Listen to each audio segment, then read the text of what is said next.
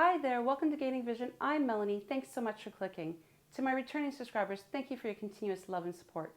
If you're new to the channel, welcome. Please feel at home. If you're enjoying my content, I encourage you to hit that subscribe button and please don't forget to like and share. If my content's not for you, that's okay. Thank you for stopping by. As many of you know, I'm a proud Canadian married to an African man. My mother-in-law is from South Africa. As I am a passionate advocate for diversity, equity, and inclusion, I was horrified when I came across an interview in the South African media of the Canadian embassy in South Africa having allegations against it from being racist. Yes, I tell you, there was a member of parliament here in Canada that shared that he was getting allegations from many constituents in Toronto of allegations of their family members being denied access to visas to come up for funerals and weddings based on their race. This is horrifying. So the member needed to do some investigating. He wanted to get some answers. So we went to the High Commissioner to ask some tough questions. He wanted to know why was the rate of denials in Africa much higher, especially in South Africa. He assured him there was no issues. But as he dug deeper and asked harder questions, he asked, are the staff of the consulate diverse? He said, yes, absolutely. There's members representing everywhere. But as the member of parliament dug deeper, he realized that yes, perhaps, like many companies across the globe, frontline workers are diverse. But when it came to the decision makers, they weren't diverse at all. After listening to that clip, I was reminded of what Julius Malema once said, that Black people were not loved across the world. I pondered, could this be true here in Canada? I definitely know that isn't true for everyone, but definitely we need to take a look at this. Julius Malema has a lot of insight, and I think the more that we talk about racism, the better we can educate the world. It's important for us to be aware that everybody is equal.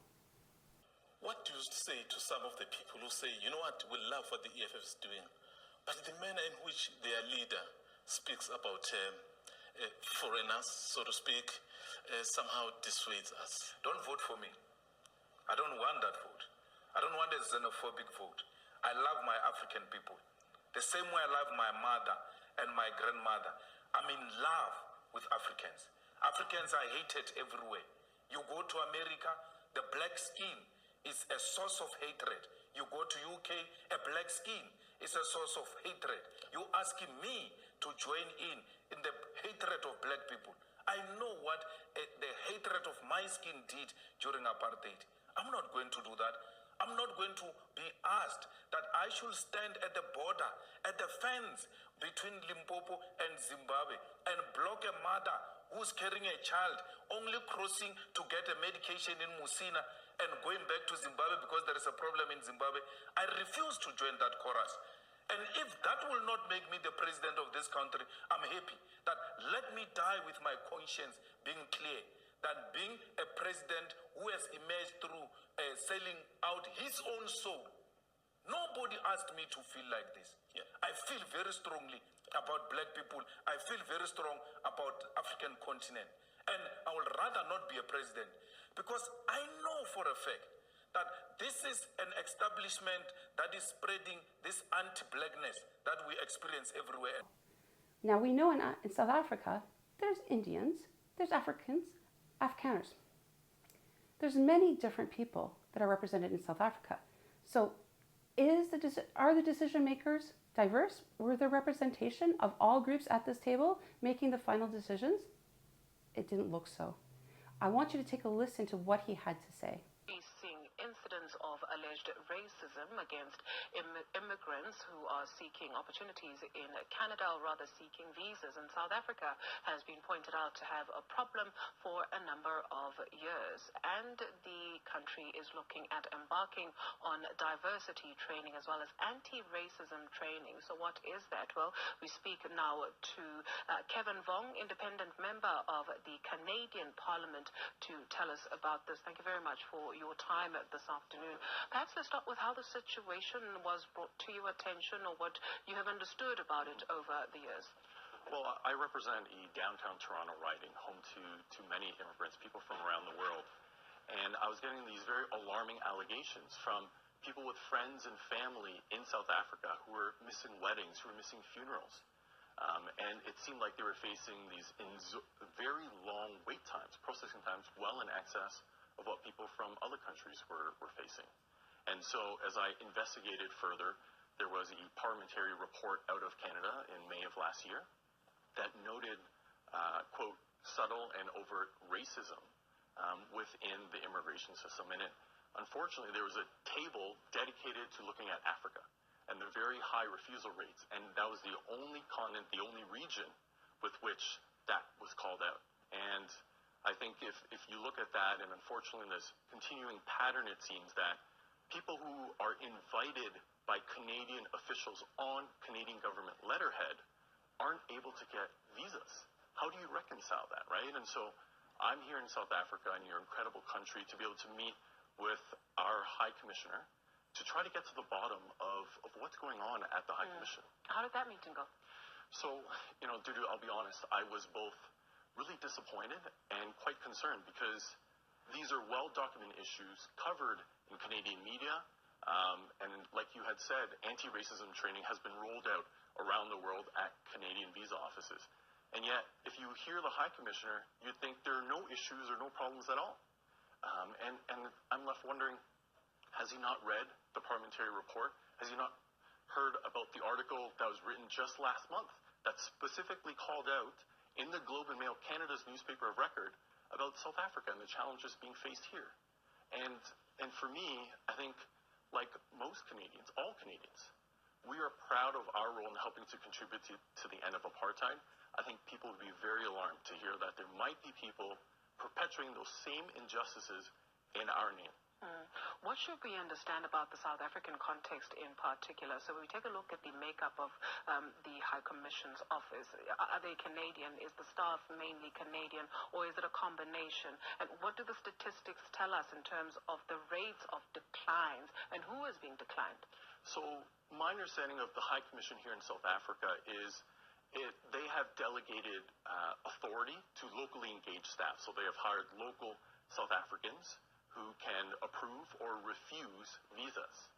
Now, one of the questions that I had for the High Commissioner was, well, is your locally employed staff, are they representative of the diversity of South Africa and the country that they're in? And he said yes. And I was like, okay, that's great. But what wasn't clear, and the High Commissioner wouldn't convey, is it's not about the staff writ large. It's about the people who have the authority to say yes or no. Does that represent the diversity of this country? And, I'm left wondering if it does or not, right? And one of the other things that stands out and that he pointed out to me was like, well, I have locally employed staff doing these diversity committee meetings. We have regular meetings. And I was like, that sounds great. How often are these meetings? Are you meeting quarterly? Are you meeting monthly? And then he was like, well, I'm not going to be interrogated. And I was like, but I thought there were no issues here. Surely the approach would be to really do a deep dive. Surely it would be transparency, and you'd be looking at the data. But again, the High Commissioner's response was, there's no problem. And I think if the Canadian government, and we have a new Minister of Immigration, I think if he's probably still getting briefed and informed on all the different things that's part of his ministry, I think if he was aware of these issues, I think he would be alarmed as well. I think that's my next question. What's Canada's immigration policy? Well, we're a multicultural country. We welcome immigration. There's a consensus among Canadians, and frankly, I'm a product of that. My parents were immigrants. They were actually refugees. And the Canadian dream still very much exists. In one generation, using my family as an example, we've gone from refugees to having one of their sons, me, serve in our nation's parliament. I think that's amazing. And I think that's something that so many people, including from South Africa, want to be a part of. But I think we need to be fair and just in evaluating people because it should be merit-based. Are you fighting a losing battle? If this has been going on for years, more so in South Africa, it's not just the incoming minister that deals with this portfolio, but those who've been there before him. Has no one paid attention? No, I think that's a good question. I think one of the big steps was when 12 of my colleagues on the Immigration Committee published that report. There were a number of recommendations in there, including greater action and focus on Africa, as well as looking at the data. I think steps are being taken that's moving in the right direction. I'm here to ensure that we continue to stay focused on addressing that, to call attention to it, because South Africa, you lent us your brothers and sisters to help us fight the worst wildfires in Canadian recorded history. We can't turn around as a country and burn the very ones that helped us to put out those fires.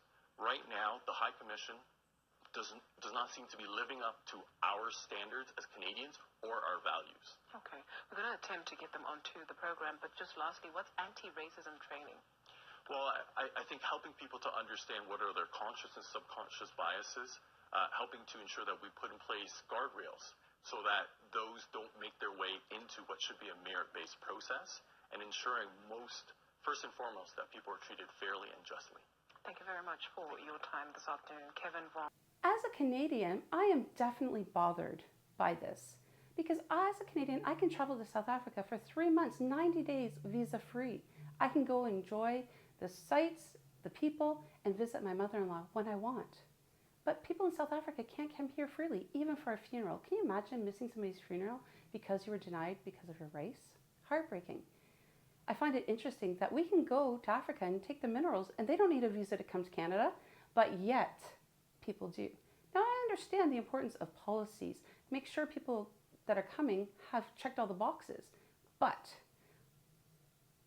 are the people at the consulate racist? Or the systems, the policies, systemic racism? We need to take a look at this.